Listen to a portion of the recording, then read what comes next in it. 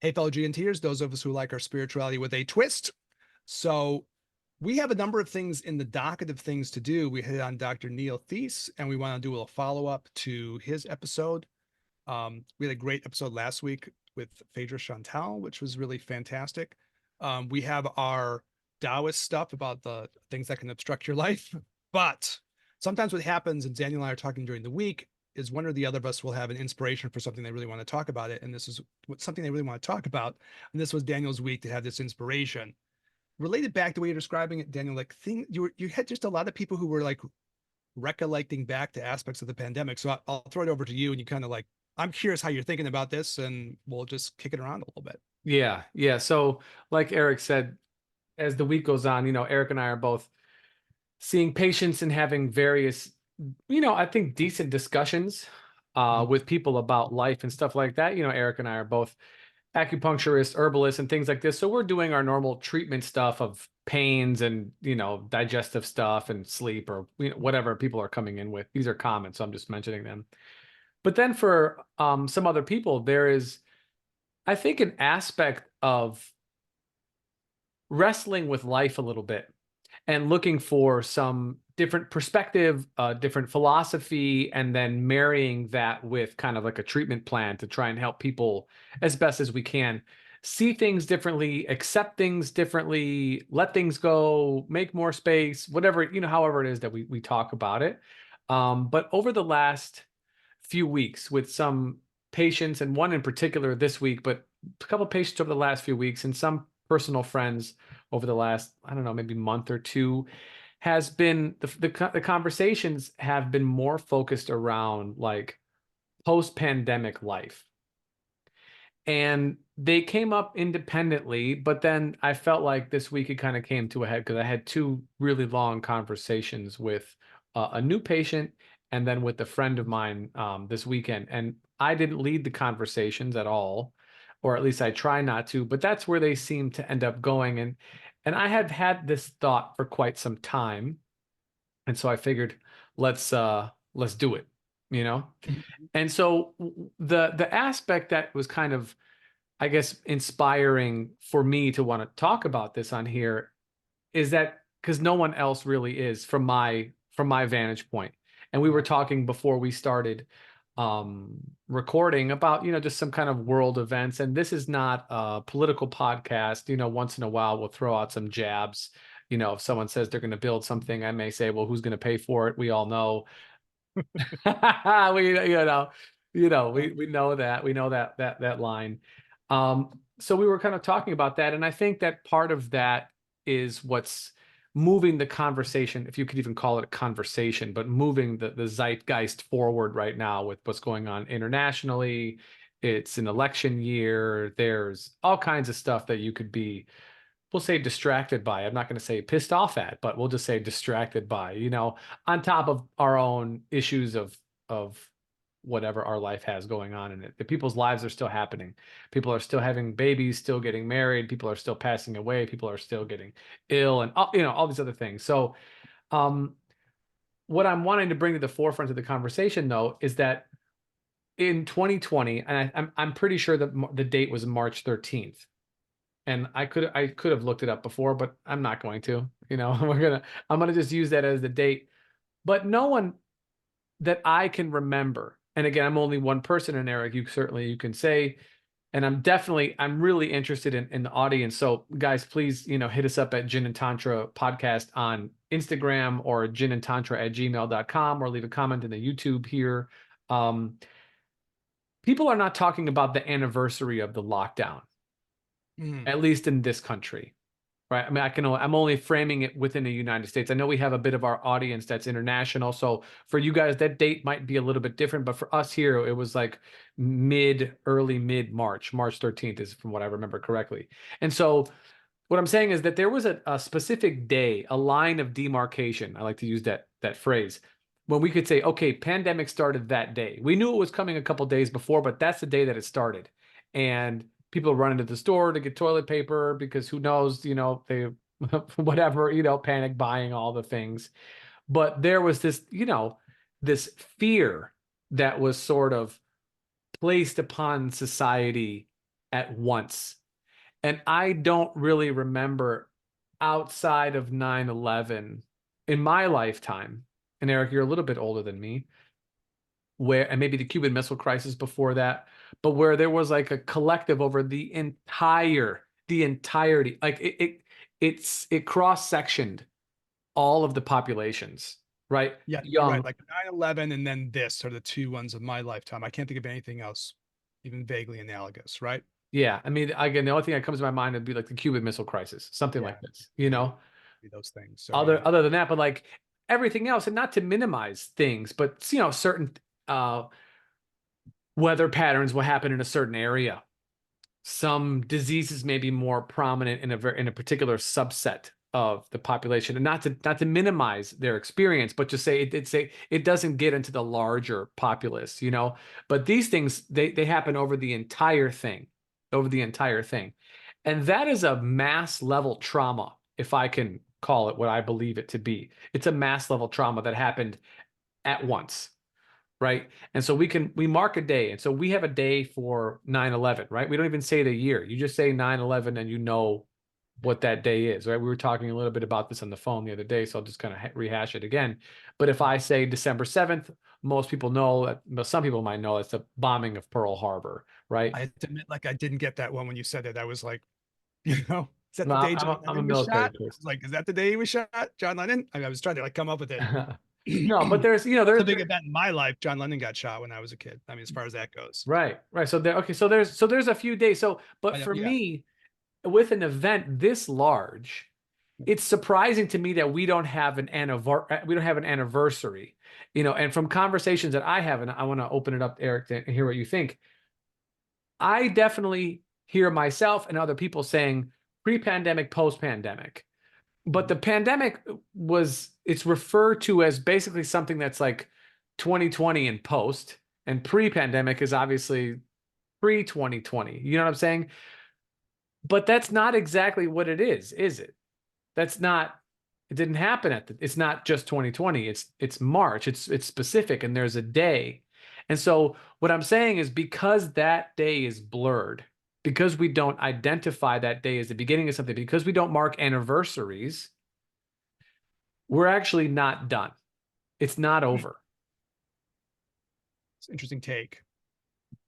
I remember the day very well because it was a special day for the two of us. Because I'll remember it the rest of my life. I was driving around with my daughter and we knew she was going to be locked down. I was like, we got to get this girl some weed. And I called Daniel. I went to the local dispensary here in Chicago and I was like, well, this is crap. I called Daniel and said, hey, do you have anything you could spare? Daniel was like, yeah, come on up.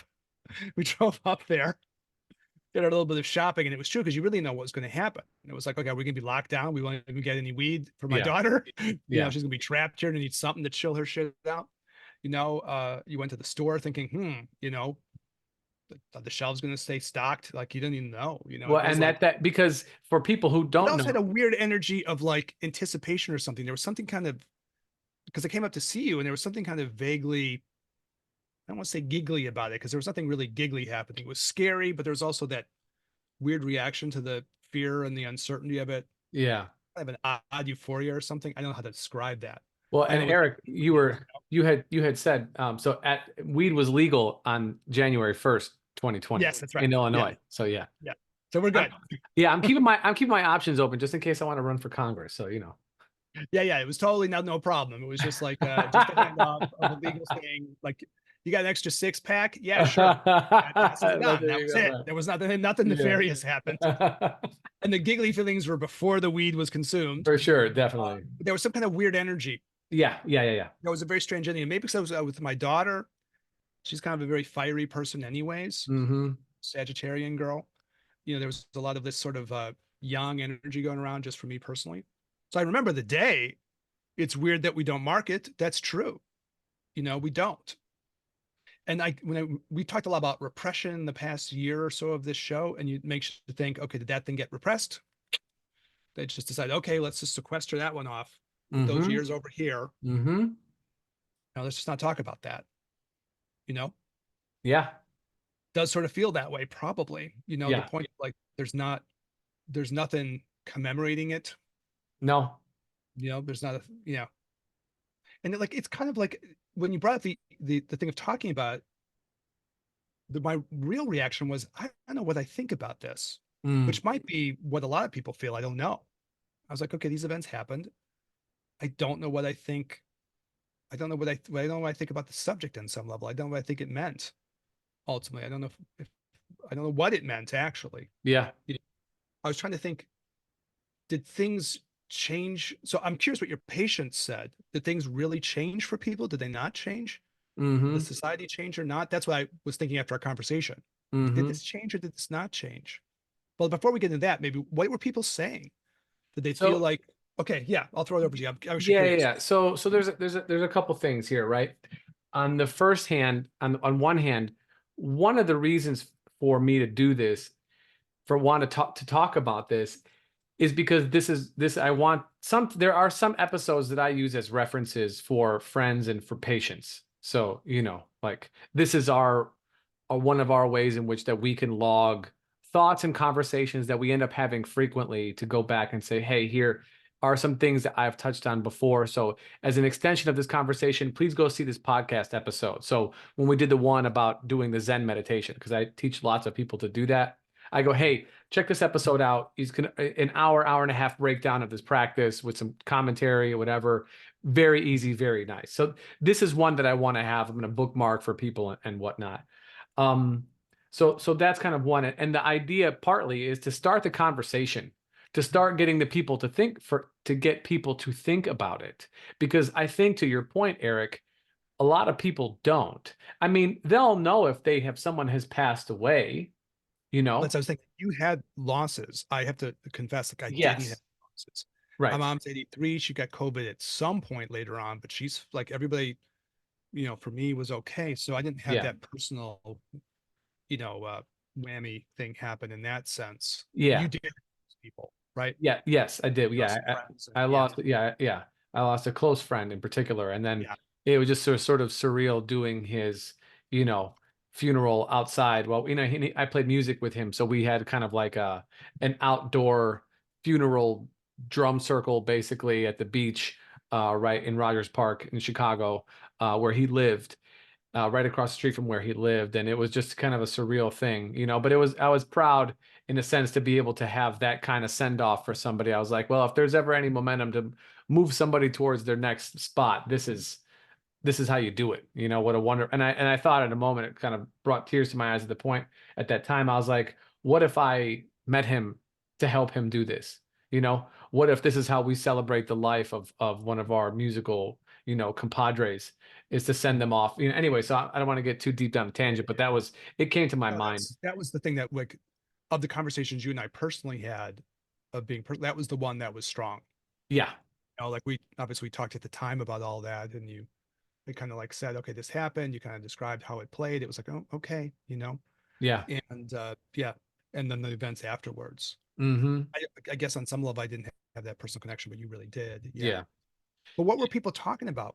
Do they feel like there's unsettled business for them, or No, it's that there's changes. Mhm. So I have, I kind of had a couple conversations with people once I knew that we were going to do this, but after it became before we're doing it, after it was a thought, desire, Uh-huh. then we're in this middle time. I wanted to talk to more and more people about it. And some of the very similar ideas came up. Now, granted, I talked to mainly women, mainly suburban women who do fairly decent in their life, in their career. So I realize it's a subsection, but then I also spoke with a couple of people who were middle to lower class, some minorities, and as many people as I could basically in the last 4 or 5 days. And there are some similarities actually. So one of which is, I think, again, just from what I talk to people about, is that the pandemic was the first time in someone's life, in their adult life, that they stopped looking so far forward because the Mhm. future was so uncertain. It was like staring into a sandstorm or a blizzard. You couldn't see that far. You didn't know what life was going to be like, if it was even going to be like, because no one knew anything. And so, on one hand, this can bring up anxiety and unease for many people, which it did for sure. financially, like health wise. I mean, there's many reasons why that would be, an anxiety ridden time. But then for some people who were not as strapped, right, financially, because that there's like you're only on one side or the other side of that coin, Yeah, yeah, yeah, yeah. if you're not on the side that's strapped, but you're on the other side that you're like, okay, I'm okay, like I'll be able to survive either with the money that you're getting from the government or with what you had or whatever situation was. People were able to focus on the moment. And I think what ended up happening, at least for some of these people who are professionals, they didn't feel the need to push themselves as much. Mhm. Like that drive to acquire more and more and more decreased because you had a glimpse that you didn't need as much. So, the question, it's stay on that point just for a second. Yeah. Do you think that that stuck with people or no? Because I was trying to remember those events, like what was, I don't know, going on and like, particular instances of how people were talking about it and things. And I like different flashes, but there was the whole idea of what were they calling it? The Great Resignation or something? They were calling it Yes. something. Was it the Yes. Great Resignation? Was that the term? That was afterwards. Yeah. Oh, that That was was more afterwards. a little bit more Okay. Because the afterwards. whole Yeah. idea was that people were sort of, and you brought this up when we talked during the week, that people went to this sort of existential thing, Mm-hmm. which I guess is what part of what you're talking about here too, right? There was something that happened where people started really thinking about their lives and saying, hey, maybe what I'm doing here isn't exactly how I might ideally use my time, right? Yeah. On this here mortal coil. But I don't know. That's the part that threw me in the whole thing when you brought it up, because I was like, I don't know if that really stuck or not. So did people feel like it stuck with them, or was it something they had for that window of time and then it just kind of like flittered away? So there's a couple people who gave some different answers. One lady said, if my job ever asked me to come into the office 3 days a week, I would quit on the spot. Okay, so her thing never went back to the pre-pandemic kind of vibe to her. Correct. Another lady whose job, she could be in the office or not. She does design, so it doesn't really matter. For her, she has an office, but she's not always going in because whatever. Yeah. Um, and much of what she's doing is working across state lines anyway, so you're not necessary. But there was more dinners and more um, schmoozing, if you will. Okay. Yeah, yeah. But the bigger point is that they value their time much more. And for a couple of them are having a harder time going back to that pre-pandemic grind, you know, just Mhm. putting your head down and like going forward. And yes, I And understand. that's what they were sharing with you as patients. They're going, this is not easy for me. I'm like, Yes. okay. Yeah. And now, granted, it's, it's 4 years that have gone by. So somebody who was in their mid 30s and now who is 40 is 4 years older. And so maybe there's a different phase of life or whatever. But I hear this even with my 30-year-old patients, Mhm. and that's not old. And Yeah. I mean, 40 is not old either, but like we could say, okay, more life, kids, who knows, whatever, right? But so I told them all, you can never be the same person twice, Mm. especially after you've seen that you don't have to do maybe your wants, your needs are different. And one of them said that she values her time much differently now than before. Much so when she goes into the office now, she goes, "Oh, I'm good because I'm getting some steps in. I'm more active." She's a different person in terms of what she does work wise. It's a lot of international kind of working. But then other people who are grinding more were able to do that. And so their shift is, how do I get back to where I was previously? Because now I'm working even harder, you know? Okay. The, the shift has moved them to work even more and more and more. Why did that happen to those folks? What happened in their lives that pushed them that way? Some of it was out of necessity to cover for Financial. expenses, yeah, Yeah. financial things like this. And some of Because in it, economics, it's still been funky. None of this stuff is going to be normal. It may never be totally normal again. yeah, I mean, that's one of the underlying things. I mean, we don't do a ton of econ on this podcast because I don't think you and I are particularly well adept at economic. Yeah, Um, we're only like so. It's so, not as so yeah, exactly. I've had economy courses, but it doesn't matter.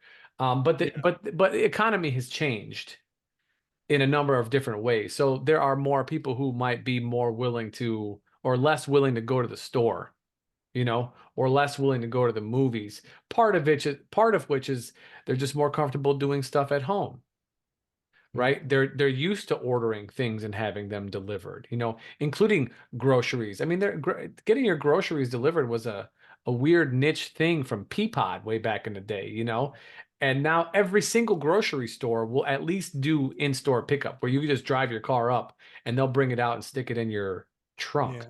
You know what I'm saying? Like there's so many different things that have changed like this. I mean, we don't have time to go over all of them, but what I'm saying is some of the things that changed during the pandemic because we wanted to have social distancing or not be around other people are still here. And I can tell you many, many people that I talk to, there's other things that were more uniform, and that's being in large crowds, you know, still not quite as much. I mean, you could go to any concert and you'll find thousands of people swapping spit and sweating on each other and Yeah, not we had tripping. Lala going through here. There's like, everyone, like Yeah. I took my daughter and my son, and they went and they came covered in mud and probably various weird fluids that were somehow laying in the grass. And Yeah.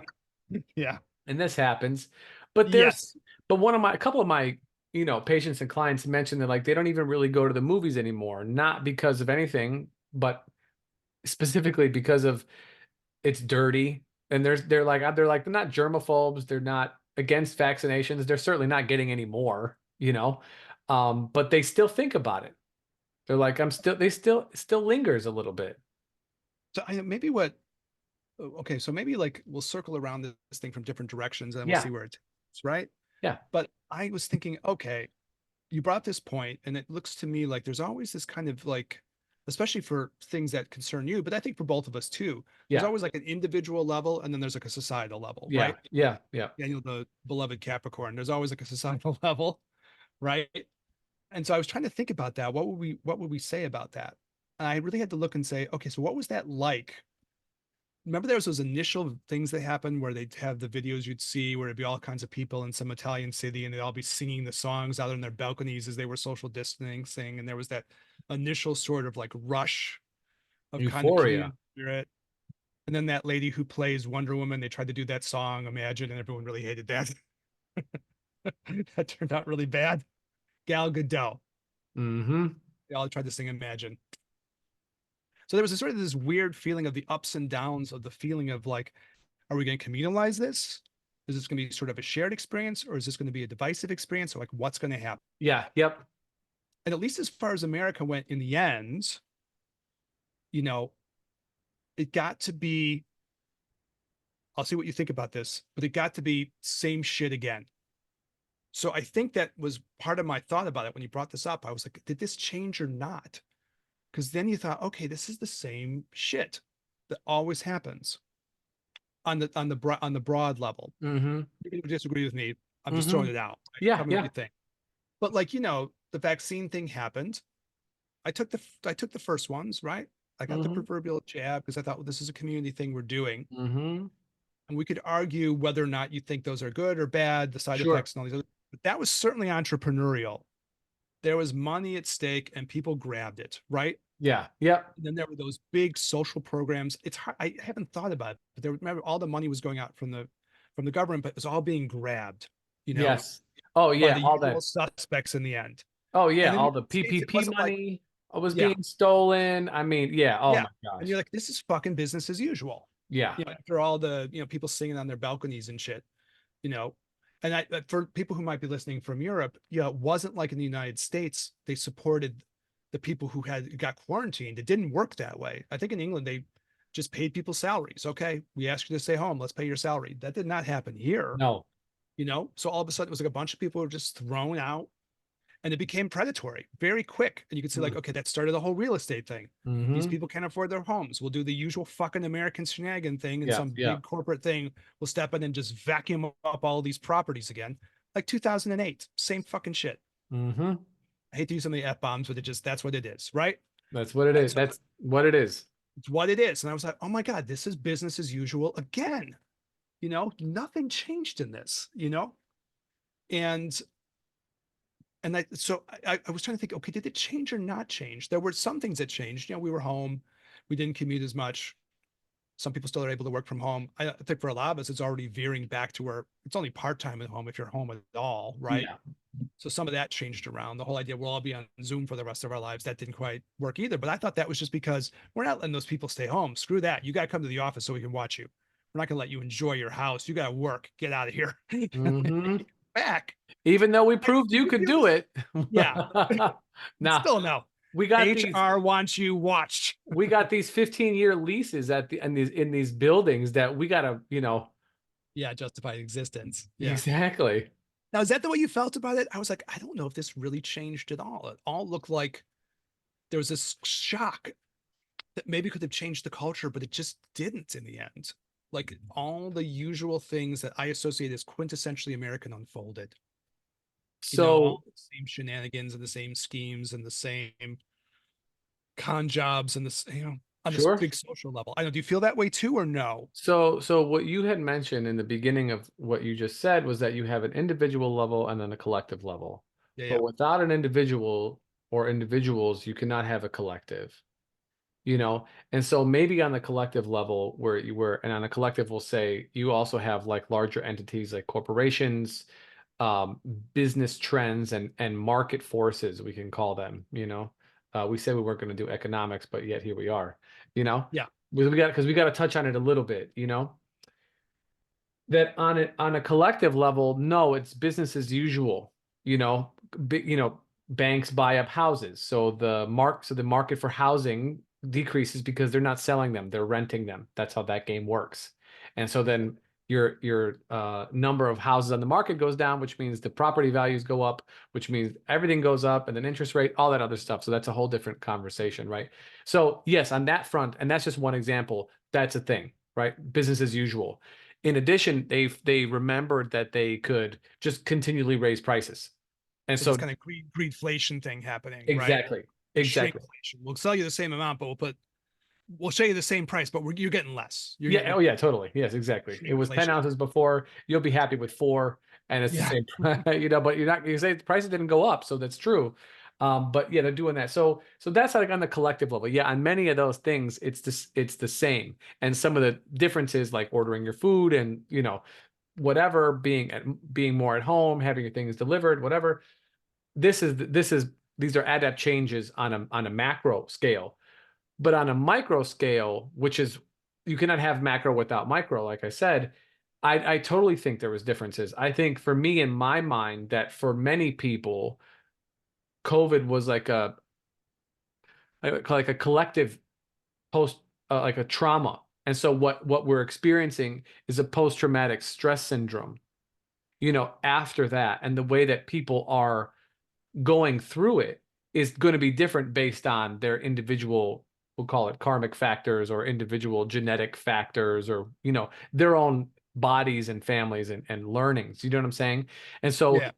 with, but the issue is that because it is not really discussed, it's like a memory that we don't really want to talk about, that it's not being collectively discharged. So collectively we ingested it, we got injected with it, if you will, but collectively there is not a release. And so for me as somebody like yourself, we talk about Taoist theory. Where is the cycling? Where is the natural cycle that comes through like it does, for those who have 4 seasons every year, right? The spring opens, the summer is the full blossoming, the fall is the beginning of the retraction where things start to die off, and then wintertime you go back in and you start the cycle over again. It's more complicated than that, but generally speaking, that's the cycle. So we've begun, it fully expressed itself. There was some aspects of some things kind of going away, like the mask mandate and getting together, and all this is kind of like normal-ish for the most part again, but there hasn't been the full time to like let everything go or let some things go, I guess I could say, and then move into the place of reflection. So at least for myself personally, I wanted to do this as a service for people who might still be feeling some kind of way about their experience now and how different they were pre and post COVID, as a means to begin this process of reflection, moving them into, the water element essentially, which is, for people who are not familiar a place of reflection, I guess we could say, a place of increasing storage, or something else, like in the You re, wintertime. you regroup and you re-reflect or something like that, right? You Yeah, can look past, you go back yeah, to the past and you can kind of reconceptualize or something. yeah, Yeah, I don't know. and I mean, like the thing that occurred to me with it was maybe the reason people don't want to talk about it was just because it wound up not being the communal heroic, and I'm going back to the social level, obviously. yeah, yeah. It wound up not being that communal semi-heroic endeavor that maybe you thought was going to be in the beginning. Mm-hmm. And you could walk away feeling just kind of like, okay, it was that. And you walk away feeling kind of disillusioned or something, right? Sure. Because like even under, you just sort of realize like even under a situation like that, the same modus operandi Yeah. continued. The big wheels kept on turning and kept like grinding over the same poor people Mm-hmm. who were stuck under them. Like, it was one of those things where you're like, okay, well, it went from Italian people singing on their porches, right? On their balconies of their buildings to like, okay, same crap, Yeah. you know? And so maybe that's part of the reason why people don't want to talk about it, because there was no catharsis at the end, because you're just like, Yeah. That's okay, what I'm well, that saying. that was Yeah. that was the same, you know? And so maybe that's what it is. So, but that makes it maybe hard to know what to say about. So maybe you do repress it as a collective or something. Well, that was kind of you know. Yeah. And certainly in the United States, it was very divisive. That was Yeah. business as usual too. Mm-hmm. Political opportunism from everybody, economic opportunism we talked about before, Yeah. political opportunism. So maybe like people got robbed of the sense that we went through something heroically together. It never Mm, resolved that way. yeah. And so like to go back, I mean, for people who have lost and things like that, of course, it's painful, but maybe for a lot of people who didn't even necessarily have any losses as much personally, you can be affected by the losses of other people, of course. Uh, but on a personal level, you just kind of like feel like, well, okay, that was kind of, I don't think it's Mm-hmm. gonna make any sense at all. But I was talking to some students today, and I was presenting some Buddhist philosophy in one of my classes, and then I just made this analogy. Something it came up like this thing, business as usual, samsara, business as usual. It's samsara, and the United States has its version of samsara. So we lived through like this whole like AI thing. AI, what's it going to do? What's it going to do? AI, Mm-hmm. what's it going to be? And in the end, you realize it's going to be the same crap. You know exactly what it's going to do. And I started hearing about businesses, and what they're going to do is they're programming the AIs to recognize flow patterns in their, like Wendy's was going to do this, the fast food chain in the United States was going to do this, where they're going to start fluctuating their prices based on demand Yeah. Surge pricing, throughout just the like day. They're going to Uber. surge it like they're an Uber or something. And like that's what AI is going to do. It's going to drive you out of work if you're in a fragile position. It's going to like be used to make more money. I don't like. So there's this. I don't know if that analogy makes any sense. It's going to probably be used to make some porn. Drive the porn stars out of work. So you're like, okay, it's like, it's this thing. What's it going to do? And you're like, it's it's the culture. You know what it's Mm-hmm. going to do. It's going to be used to make some more money for some people, right? They'll rig their things, they'll fire some people, they'll optimize this, they'll figure out ways. I guess they're doing it with rent too. They're getting AIs to look for rental patterns so they can charge more or less, drive people's rents around. A bunch of crap like that. Right. So I don't want to be the downer in the episode, but I was just like, okay, I think that's maybe part of what this is. You look at that, there's these like, in that case, AI isn't a tragedy. It's just this weird thing that's swept through or is sweeping through. What's it going to be? And all the euphoria around it and the doubt and the this and the that. And you're like, well, you kind of know what it's going to be, Mm-hmm. you know? And so I don't know about that on that. Do we agree on that social level? I don't know. Do you feel like you just watched the culture just repeat itself? Because it wasn't really shaken in any way. The culture just said, okay, this event happened. Let's just do our normal thing.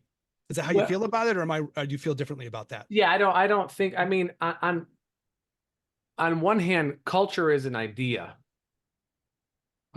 You know what I'm saying? Like culture is an idea. And what is our culture? We're a work first culture.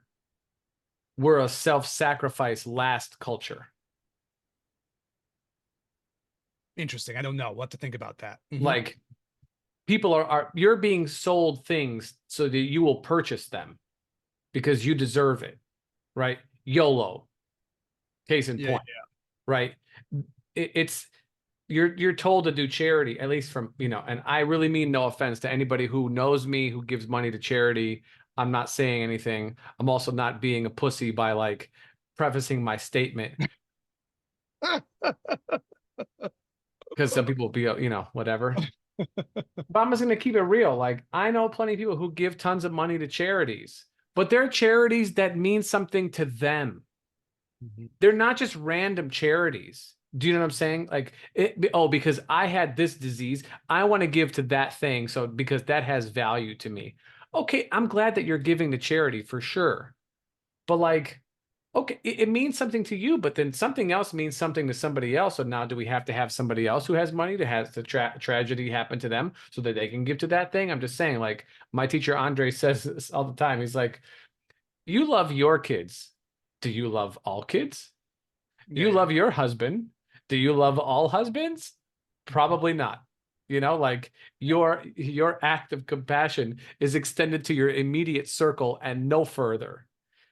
Well, that's where people make their sacrifices. They do make sacrifice a lot within their immediate circle. Within their That is, immediate circle. yeah, But yeah. I'm saying as a culture, we're not, that's not discussed, like that's not really kind of Yeah, yeah, yeah. talked about. So that's Yeah. that's the idea of a culture on a whole. But again, just going back to my point, like I just feel like as a culture, there was a trauma. Mhm, Do mhm. you know what I'm saying? And to your point, we are not discussing it because on the outside, on the veneer, it looks like business as usual. People got richer, some people got poorer. There's a whole lot of bad things that happen in the middle, but we are right where we are, about 4 years ago, wondering who's going to win, Trump or Biden, is, stuff at the border. You know what I'm saying? Yeah, Like yeah. it's just an eerie, repetitious cycle. And I'm going in myself and the conversations I'm having, I'm thinking, no, no, no. You can never be the same person twice, no matter how hard you try. You can't motivate yourself to do something that you used to do for the same reasons. You have to find a new reason to do that now. Even if it's the same thing and the same actions that get you to that same point, you can't do that. It won't work again. You already know the answer to that question. So there's no curiosity, there's no passion, there's no drive to work You you know, to the other side. it's funny about that from that level. It just hit me. It just hit me like even after the financial collapse of 2008, more shit happened in the aftermath of that. Mm-hmm. There was Occupy Wall Street, Yep. right? There were all those kinds of things. This is like kind of like everything is kind of like flittering away around this, right? It's eerie. But your kind of idea is more like this was a trauma, and we're talking about essentially repression again. Yeah. Right? And we're Yes. trying to develop maybe a theory of why things got repressed. I threw out maybe part of the theory might be like, well, maybe because it just was in the end like just not a very satisfactory experience. And so there's nothing, if you come out of something and you feel like, okay, I did a good job. There was a heroic thing. We went through something together, like good emotions coming out of the end of it. You know what Yeah. I mean? Yeah. Yeah. Yeah. But I don't know if the good emotions came out at the end. There was good feelings of being able to go out again, see people again, socialize Mm-hmm. again. But it wasn't like there wasn't a lot of healing No, on the deeper level. Like no, nothing not healed. yet. Now you're Everything feeling kind me. of like got like okay, well there was like some drug companies made some money and some real Mm-hmm. estate companies made some money and Yeah, there was yeah. some Online retailers made and money. yeah, Amazon got bigger, whatever it was. And there was no community catharsis, right? No, no. That we kind of are on the same page with that. Yeah. So maybe that's why is a like on a collective level why people don't want to look back. I Mm-hmm. guess when you get to the individual level, then it becomes how many people are carrying the impacts of that forward or something, Mm-hmm. were people affected by a confrontation with mortality that they saw all around them, or were people Mm-hmm. confrontation like affected by fragility of things? Did Mm-hmm. that speak to people? Were people like what you were talking about throughout the beginning and throughout the whole thing? This idea, like, okay, I'm going to relook at my life. We started this podcast during the pandemic, right? Mm-hmm. Mm-hmm. It's the idea. Maybe we're going to like people are going to be looking at their lives in new ways or something. Mm-hmm. But the question is like, did that happen on an individual level? You know, and I guess that becomes like a case by case question because it's not going to happen for Yes. everyone. Yeah. But I mean, to what extent did that happen? You know what I mean? Mm-hmm. I know I was thinking about like our discussing this. I was like, it's interesting. Like when I look at people's lives around me, nothing happened too much. Like, most people I know didn't carry that much out of that, to be, if I'm honest about it. But you Hmm. might feel differently, or you maybe hearing different things from people. But to me, it looks like, same stuff, you know, same things. People are kind Hmm. of like, there wasn't like the existential, quakes that went through. There were little windows where this like seemed like, okay, so are people going to go back to work for the same amounts of money? Are people going to relook at their lives and decide they want to do different things and all that? But I don't know. I was thinking the grooves of the culture run deep on a collective level and how it impacts on an individual level. And I was just like, I don't know. I don't know if that many of the carriages that are running in those ruts got toppled out of the ruts and went someplace else. So I don't know if that Hmm. really happened or not. But what do you Hmm. think? I mean, you're talking with people about this. Yeah. They impacted? Did people change in major ways? I can't tell. So I could say You know? that some people had brought this to my attention today, so I'm very appreciative of that. They said that people who they work with, at least in their company, which is good size, it's a global company, are more take vacations more regularly. Okay. Because you don't know. So they're more willing to travel. And then if I think about the boom in the travel industry after the stuff started to get lifted was huge. There was people, there was I don't have all the numbers in front of me because I didn't, and part of it's because I didn't know where this conversation was going to go. Yeah, yeah. Um, that like there was increased numbers in travelers in 2022 and 2023 than going from 2018 to 2019. Do you know what I'm saying? So like there was Uh, a bit of an exuberance, on yeah, yeah. on People that being front. free again Pe- to go out to like experience the world again. Yeah, yeah. And so I think that's a positive kind of change is people like taking the moment, especially after you don't know that it's coming. But again, I look at this as like as a trauma. And so what are the ways, and this is the question that I want to talk about just before we kind of finish here, because this is Yeah. a little bit of what I wanted to do from a psychological perspective, from a practitioner's perspective, or whatever. What are the ways in which people respond to traumas, and what are the ways in which that we can help them work through them, if you will?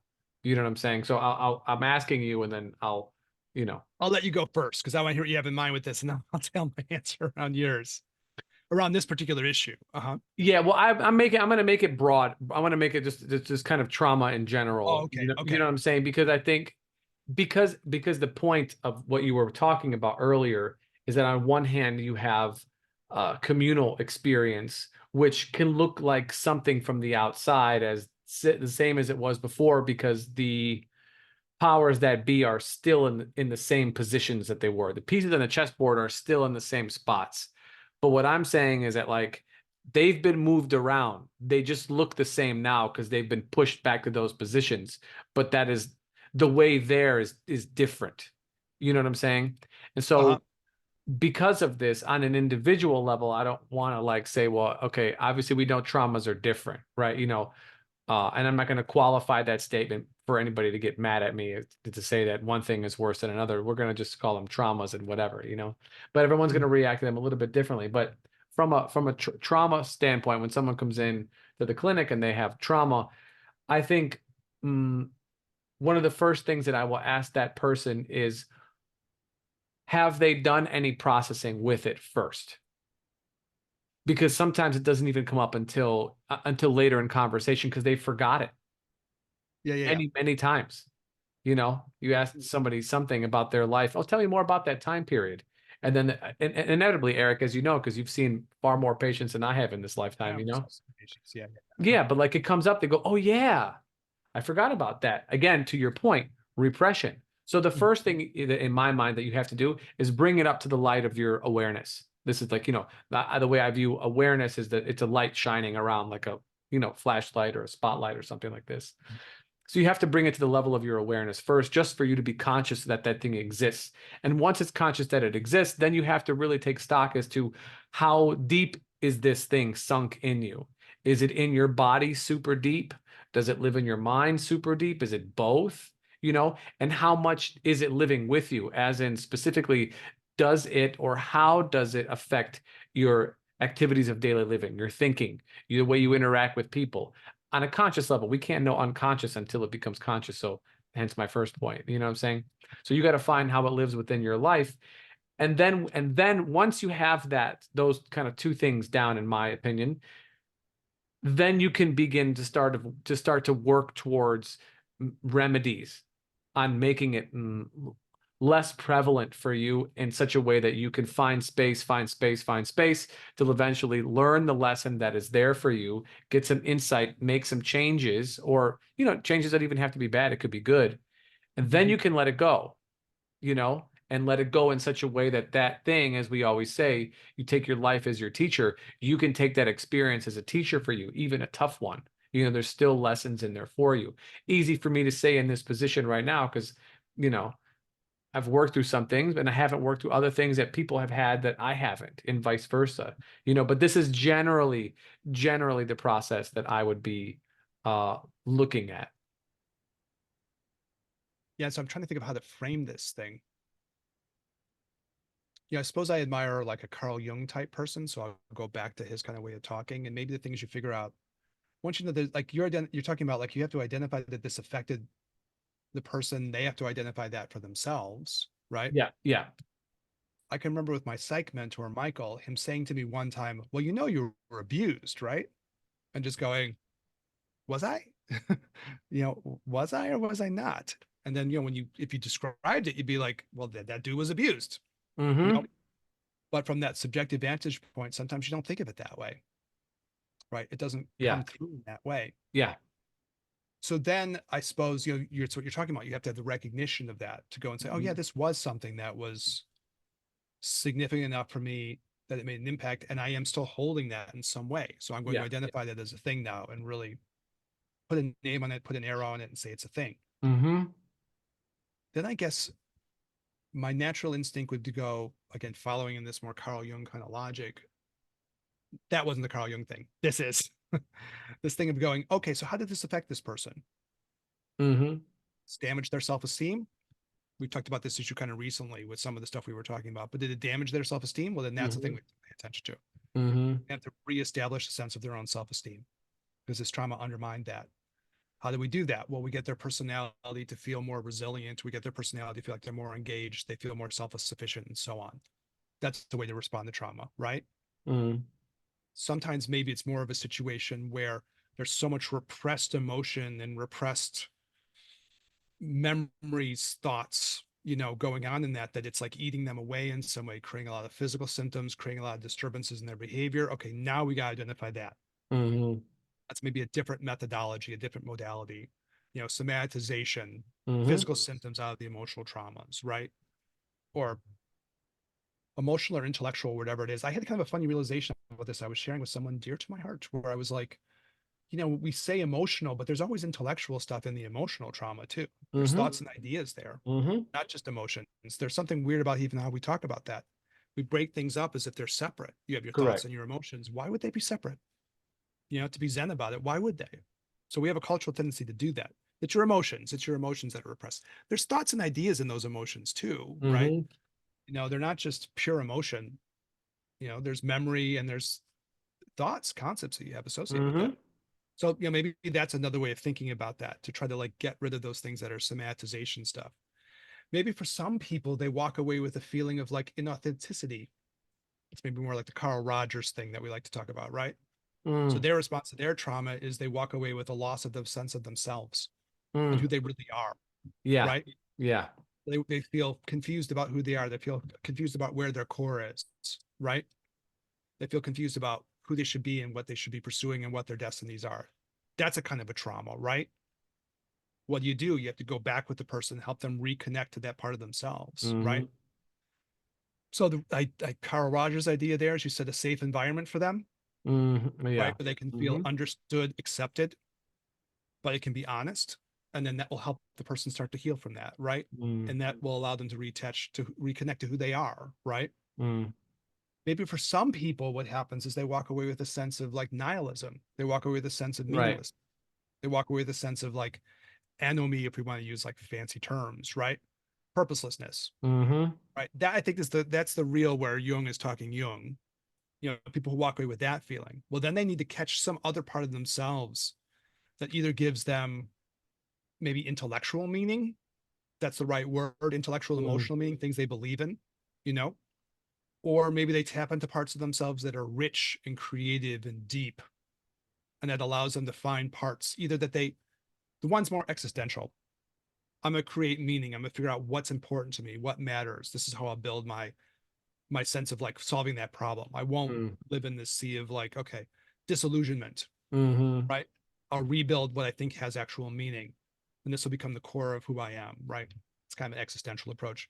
Or maybe the creative approach, like might be more like a Carl Jung, you know, I'm going to go through, I'm going to tap to the deeper creative psychospiritual impulses within me. And then that will be how I refine my meaning Mm-hmm. and my purpose, right? So I kind Mm-hmm. of threw out possible consequences. You know what I mean? Mm-hmm. My way of thinking about it. Are you holding everything inside that's eating you away, physically, emotionally, distorting your behavior? That's repression.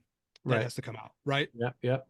Is it more like it ruined your sense of your own self-confidence?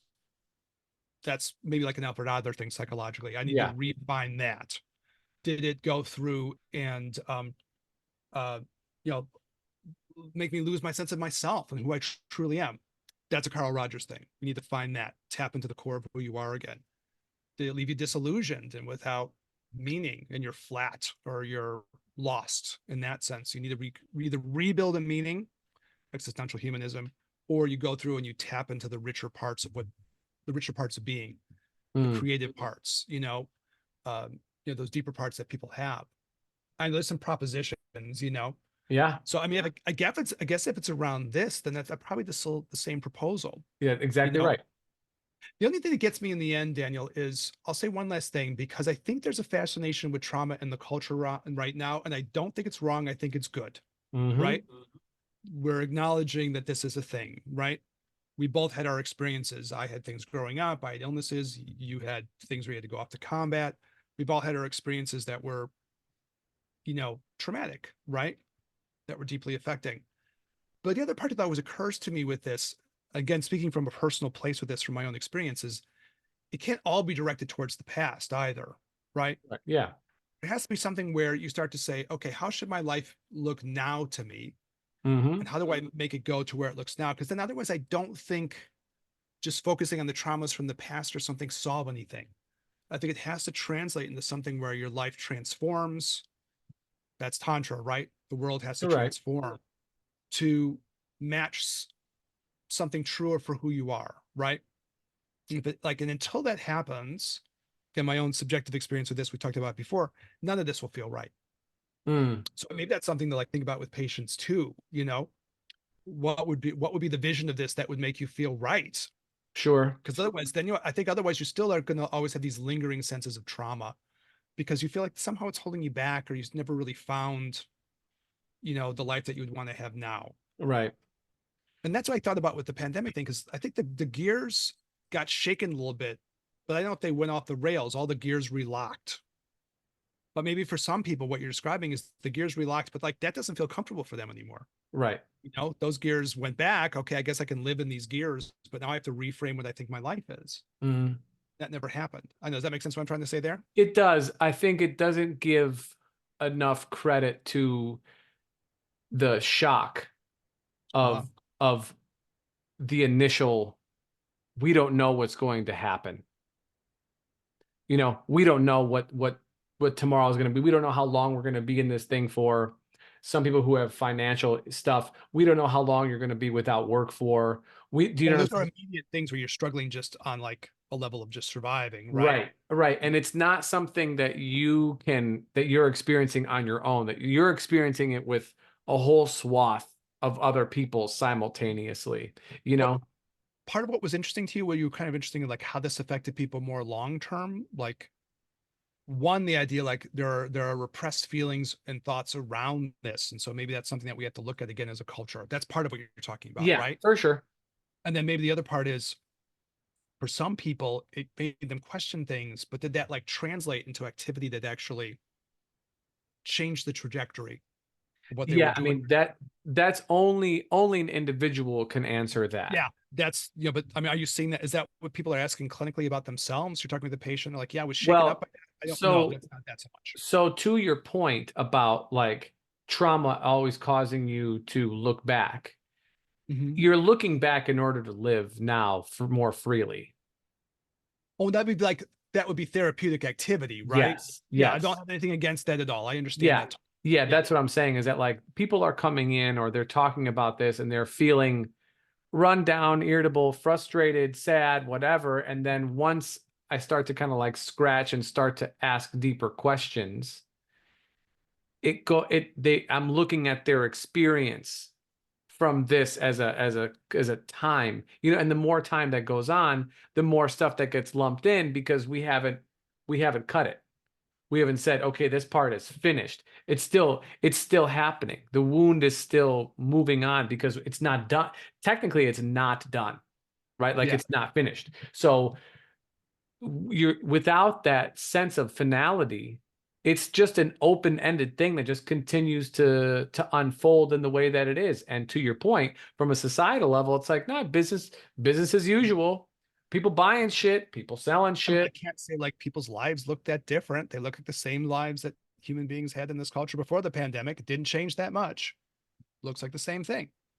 On the You know, outside. On the outside. that's the question, I guess, right? Right. And Yeah. what my take is that on the inside it is. Okay. And that So when I'm, you I'll definitely bite. I'll definitely buy in and go, okay, yeah, I can see what you're talking about. Obviously, we agree on that yeah, part. yeah, The only thing I guess I'm adding to it is like, hmm, again, this is a very particular way in which I see things, but like, again, if this was a shaking experience, then part of it is like, did it make you the existential part? Did it make you rethink your life? Because that was what was being talked about at the time. yes. People are going to rethink their lives. They're going to rethink what has meaning. I don't know the answer to this. How many I people don't did that in I the don't end? know the You know, answer. I don't know I mean, the that's an answer. interesting question. How many people got shaken up enough where they were like, okay, I'm going to do my life differently because it was talked about, But right? I think some of the static comes from the observation and the answer and those two things not aligning. Is that they did reflection and they Mhm. said maybe yes, I would like to do my life different or I'd like to make some changes. And either they didn't make changes or the ones Mhm. they made haven't really satisfied the things that they said they wanted to when they said if this thing ever ends, I'm going to do blank. I'm going to be blank. I'm going to spend more blank. Do you know what I'm saying? That and Uh-huh. like that discrepancy is something that has not been closed back up. It has not resealed. You know what I'm saying? And so there's been some positive changes for some, but others who are again looking to remotivate themselves to do the same thing they were doing before, and they can't make it happen because they're not that same person. And I think part of the reason is that they haven't reconciled those pieces that were changed during that time period, and I just have, on the outside, society is going to continue to move forward as it does because, again, there are market forces that are pushing it forward and people have responsibilities and so on and so forth. As adults, they're going to do X, Y, and Z. And it's not to like over therapize the population, in a sense that like, oh, everybody needs to have therapy or whatever the case is. But also, everybody should. You know what I'm saying? Like, you know what I mean? Like, not to say that you Yeah. need it, but it's to say that, like, if you're not working on you, then who is? Yeah. Yeah. Yeah. On the shower curtain of wisdom, there's a Yalom quote that goes something like, if people don't show curiosity about themselves, that's always a bad sign, or something like that. You know? Right. Right. I guess I was so affected by the Carl Rogers thing in this too. If we want to say this was a traumatic event, jostled people's existential humanist roots or something, Yeah. and I'm always sensitive to the point like, well, if that's the case, this stuff should look different on the other end, and this doesn't look different on the other end, whatever that means for you as a person, however you would change the trajectory of what you were doing, then then nothing too much happened yet. Now you're saying that some of what happened was things got re-put into the bottle, right? We put the toothpaste back in the tube, and you Yeah. know, so maybe like the conclusion on the episode is we went through like kind of how people would feel about trauma. Maybe the people who are listening can go, huh, do I feel like any of these things happen to me? Yeah. You know what I I mean? Do mean, I feel like I have something that I didn't acknowledge, like what you were bringing up? I need to shine the light on myself and see. yeah. And the other parts would be, oh, am I carrying things around inside me that I'm not knowing, or did it affect my self-esteem, or did it like disturb my identity sense of myself and who I want to be, my more ideal versions of who I am, or Hmm. did it break my sense of meaning? I mean, Yeah. those are all things you can look at, right? And because we're not that far removed from it, it's hard. And because there's not like, so again, we'll use 9/11 as an example. 9/11 happened on 9/11, and on 9/12 there was no more 9/11.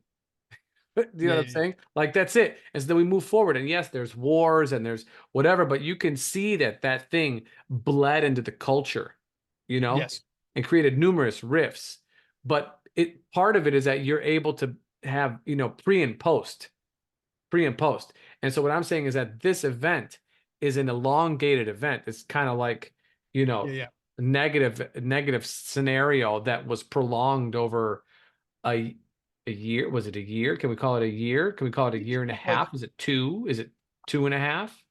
I know we're wrapping this up, but there did have some impacts on some of the people that I know that were kind of strange. Like I knew some people who were really sciencey, and the Oh, medicine got so weird that it left them like, okay, I guess I don't believe in science and medicine the same way I used to. I mean, there were impacts. yeah, It's weird to me now. I wasn't thinking about that before, but I know people who like they came out like they're Mr. like believe the science and whatever. And then when this all panned out in the end, they were like, well, wait a minute, what just happened here? This wasn't that great. Medicine didn't do what it was supposed to do. There was yeah, damage being done and not the effects that were promised, and money was made, and they were disillusioned. right. So maybe And it's another example of like people's personalities being affected. I think you're probably right then. Maybe I have to rethink that too. And I have to, that's what I'll maybe take away from this episode too. I'll have yeah. to think about that myself and go, okay, what did happen to the people around me who maybe were more affected by this? hmm All Yeah, right, I mean, cool. and like I said, part of it is just it's to push, you gave it, a number of different psychological schools of thought or psychologists application for Maybe for therapies. different kind of impacts or something like that. Yeah. Yeah. But the first thing that we both agreed on in all of them is this has to be brought to the level of your awareness. Without Yes. that, you cannot start anything. You cannot begin anything. Um, And that's your fundamental point behind the episode. Your fundamental point is like, and I got it in the beginning, but it gets clarified as we go. It's like just to ring a bell to say, hey, listen, something really major happened and people are not dealing with it. yeah, yeah. And some of it's on that collective level, whatever the hmm reasons are. We speculate on reasons why that might be. And some of hmm that's more on an individual level. Yes. And so maybe it's time we start really looking at what that actually did. Yeah. Yeah. Yeah. And Okay. so Cool. that's we do like to get conversations beginning for folks. And um, so yeah, so I'm legitimately interested in hearing because this is not something that I walked around with. It just kept coming. Hey, hey, hey, hey. And then eventually I'm like, okay, I'm gonna observe it. I'm gonna make, public comment on it, and we're gonna have a conversation and see how it goes. And here we are. Yeah. So With the main point of like, this hasn't been processed. correct. This Main hasn't been point. processed Not been because processed. it hasn't been ended, to be totally honest. It's like we're just trying to sweep it under the rug. And like now there's a big Yeah. Yeah. old bump and we're tripping over that bump in the rug because it's just like, you can't avoid it. Yeah. That's an interesting point. I get it. I get it. All Hmm. right, sweet. Well, we are interested in hearing people's thoughts. So as I mentioned earlier, and for people who've been rocking with us, if you're not a subscriber, definitely please do so. It helps us out in the algorithm for sure to reach more people. So if you're a fan or a hater, we'll take both of your subscriptions. It's equally as important to us. So please like, comment, subscribe, hit us up in the comments, like I just said, but on Instagram, Gin and Tantra Podcast, email Gin and Tantra. We do respond. We do get back to people. It's this is a we're brought to you by us. You know what I'm saying? Like we are The our letter Y, like sponsors. Yeah, Sesame Street or something. The letter Y, that's and right. yeah. The letter Y and random dark chocolate. Like stuff found in the couch, in your pocket. It's all good. It's literally antimicrobial. So, anyways, Eric, thank you so much for coming on with me. Yeah, thanks, And, Daniel. and Interesting proposition to say, hey, let's like relook at this and see what the lingering effects are. Maybe we yeah, aren't. That's the quintessential thing you're trying to get at. yeah, Yeah, yeah, exactly. So, and we'll see what people think, right? yeah, see what people think. If we get it, and if we get enough response from folks, we'll be happy to do like a follow-up episode to kind of share some of people's experiences. So please do hit us up. We really do appreciate it. Eric, as always, thank you so much. Audience, thank you so much for listening. Give us all the love that you can. We definitely appreciate it. It intensifies, it amplifies our motivation to do what we've been doing even without motivation. So imagine imagine more. My God. I couldn't even do it. Anyways, for Eric, this is Daniel. We'll catch you guys in the next one. Peace.